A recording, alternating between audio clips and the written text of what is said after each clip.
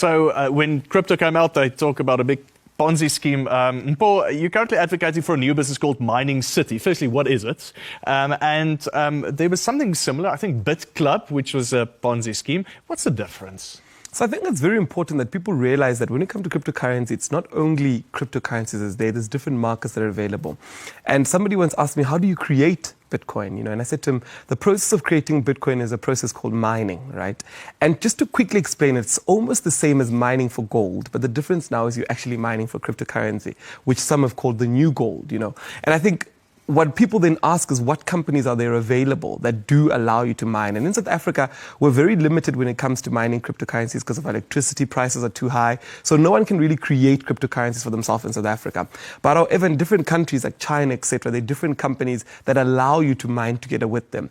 And I love the fact that you brought up the BitClub story where a lot of people lost a lot of money. Yeah. And I've always said to people that it's very important for one to realize that when you're dealing with any sort of company, like Luno or like any different company, you need to actually look at who are the founders of this company. For example, when you actually look into Luno, you actually see that the board is credible, the CEO is credible. Like you would with any company. With any company, they've got offices, they're backed by JSE listed companies that have funded them, etc. And as you do that, you then have a better understanding that your money is credible and it's with a credible source. And I think that's very important that whatever anybody invests in at any given time, you need to do your research. Just like when you buy any sort of shares, nobody wakes up and buys a VBS share without checking who's backing it. And I think it's very important that with any sort of thing, that's what they back. So Mining City is a company that allows you or helps you to actually mine cryptocurrencies, which is a process of you creating cryptocurrencies through. Yeah. Paul, I want to ask you, just last, the fourth industrial revolution, you are part of this as part of the Presidential Advisory Committee. Why does this make you excited?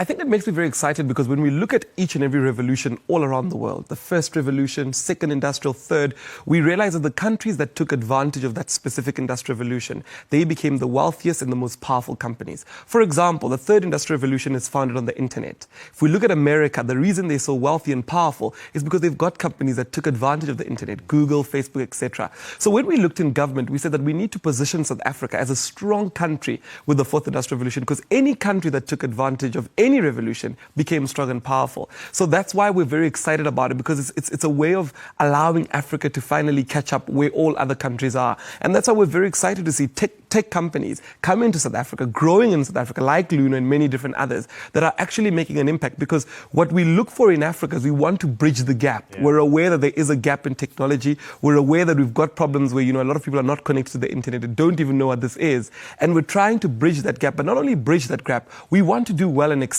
We want great startups to come out of Africa that take over the rest of the world, like your Facebooks, like your Google, etc. Absolutely.